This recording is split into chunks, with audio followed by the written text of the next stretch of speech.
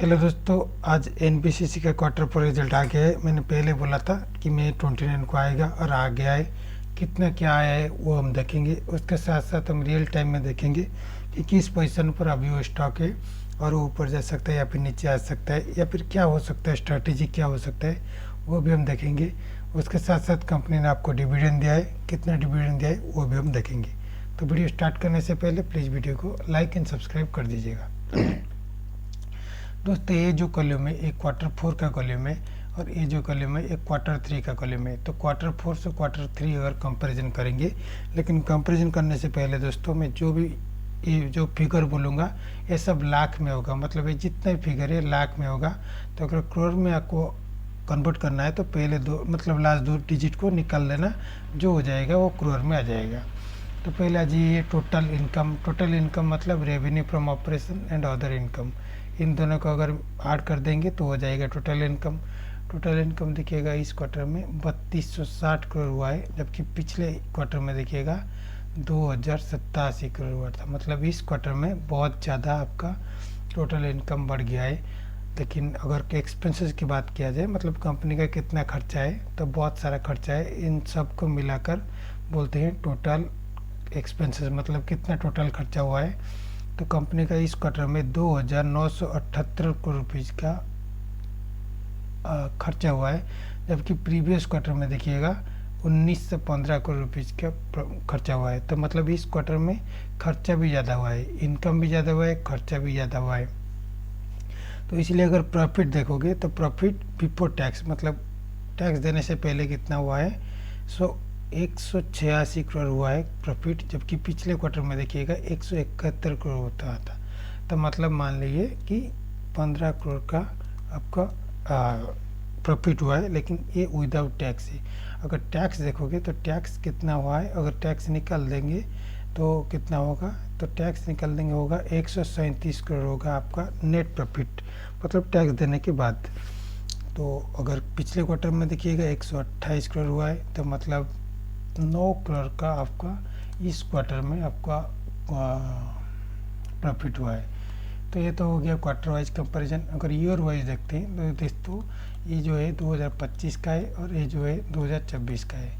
2025 में देखिएगा total income 8,943 crore हुआ है, जबकि पिछले ईयर देखिएगा 8,227 करोड़ हुआ था। मतलब ईयर वाइज भी ज़्यादा आपका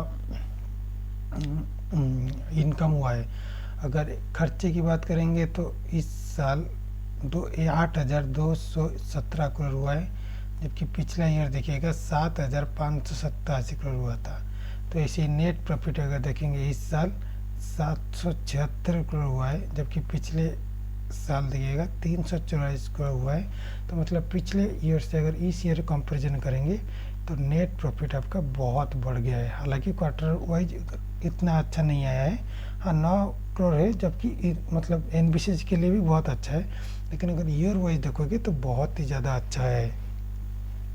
तो अच्छा है तो कंपनी ने आपको डिविडेंड दिया है, लेकिन डिविडेंड कितना दिया है देखेंगे 0.14 रुपीज़ पर इक्विटी शेयर। बाप रे, इतना सारा मतलब डिविडेंड दे दिया। मतलब आपके पास कितना भी शेयर हो वो पर शेयर आपको 0.14 आपको दे देगा। तो ये तो हो गया डिविडेंड। उसके साथ साथ अभी आएंगे रियल टाइम में कि किस पोजीशन पर अभी वो है स्टॉक। देखिए कंपनी ने एक बॉक्स था जो 37 को छू कर उसके बाद डायरेक्ट नीचे आकर कहाँ पर आ गया था, 73 को आ गया था। उसके 73 के बाद एक पैटर्न बना लिया। किसे पैटर्न, देखिए ये ऊपर चैनल है, एक ये नीचे चैनल है। इन चैनलों के बीच ही वो हमेशा जा रहा है।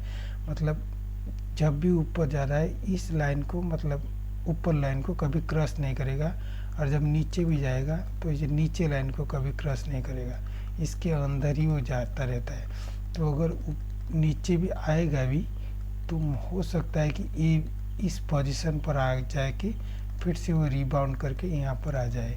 लेकिन इसके लिए जो लाइन है ए वाला पॉइंट कितना है 116 पॉइंट, अभी नहीं बोल रहा हूँ, थोड़ा बाउंड करेगा जब 116, इसको क्रॉस करना उसके लिए थोड़ा डिफ़िकल्ट होगा, क्योंकि ये उसके हॉरिजॉन्टल सपोर्ट मतलब रेजिस्टेंस लाइन भी है।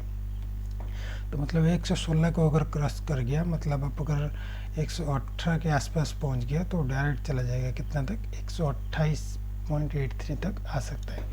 तो अगर आप बोलेंगे कि अभी खरीदे या नहीं खरीदे ऑन द रिजल्ट बेसिस, देखिए रिजल्ट तो अच्छा आया है, लेकिन प्रॉब्लम उसका सभी अच्छा है, प्रॉब्लम वही है RSI ऑलरेडी 70 हो चुका है, मतलब वो ऑलरेडी ओवर बाय हो चुका है।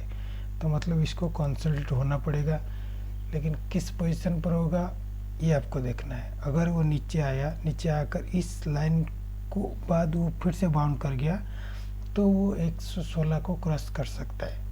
अगर वो नीचे आकर और नीचे आ गया तो कहाँ पर आ जाएगा, वो डायरेक्ट चला आएगा 88 तक भी आ सकता है। तो 88 पर भी आ सकता है, अगर 88 भी तोड़ देगा वो आ सकता है 73.36।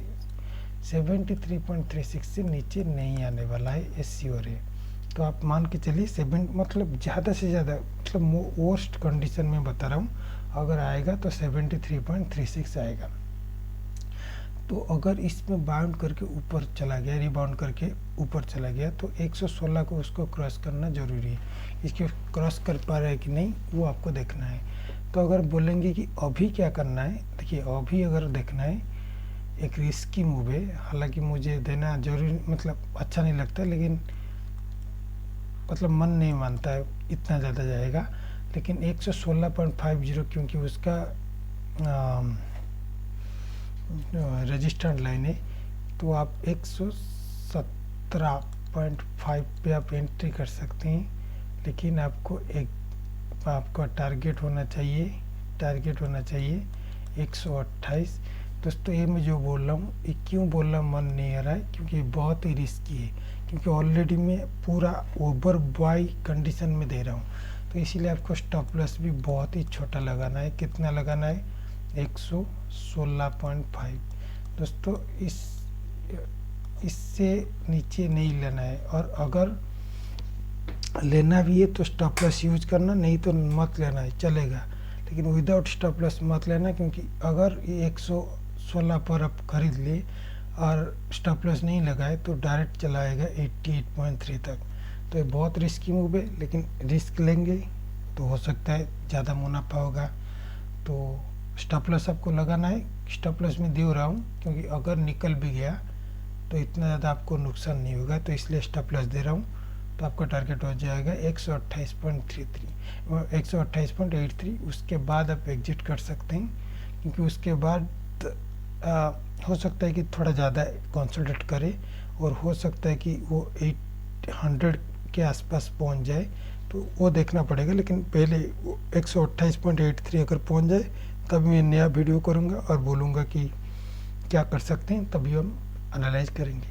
तो वीडियो अगर मतलब अच्छा लगा तो प्लीज़ लाइक एंड सब्सक्राइब करिएगा। धन्यवाद।